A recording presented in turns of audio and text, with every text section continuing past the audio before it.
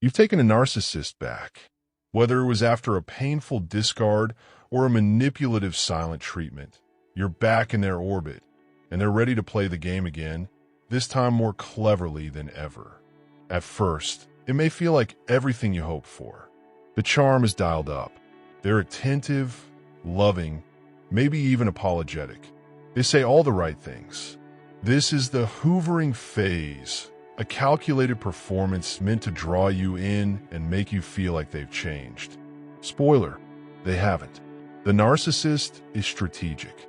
Once they know they've regained access to your emotions, your trust, and your space, they slowly shift back into their usual patterns. They might start by subtly testing your boundaries. Things you previously stood up against are now accidents or misunderstandings. They're not overtly cruel just yet. They're gauging how much of their old behavior you'll tolerate this time. If you show forgiveness or try to rationalize their actions, they see that as permission to continue. Reinforcing control becomes the next priority. They'll likely start isolating you again, often masked as concern or love.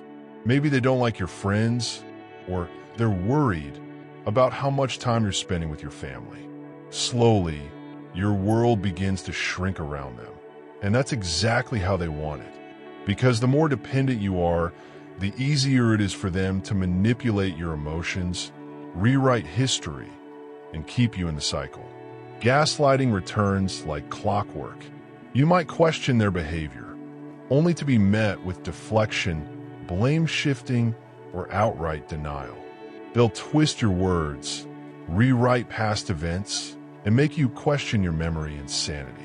If you express hurt, they might accuse you of being too sensitive or say you're the one creating problems. They need you to feel like you're the unstable one so they can regain the upper hand without accountability.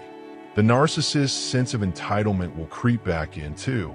They expect your loyalty, your patience, and your emotional labor, often while offering very little in return. If you voice your needs, they might act like you're asking for too much. If you draw boundaries, they might punish you with silence, withdrawal, or passive aggression.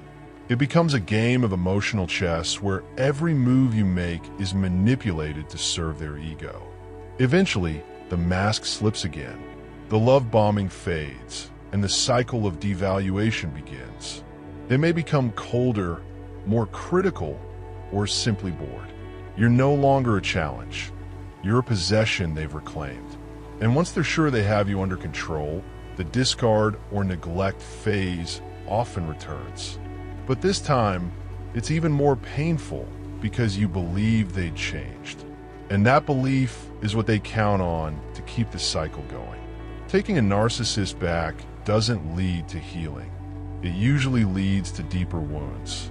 They don't return because they've grown. They return because they see a door still open. And as long as that door stays unlocked, they will continue to walk in, take what they need, and leave you emotionally drained. So, when you take them back, you don't get the person you hoped they'd become. You get a more skilled version of the one who hurt you. And that's the cruelest part of the cycle.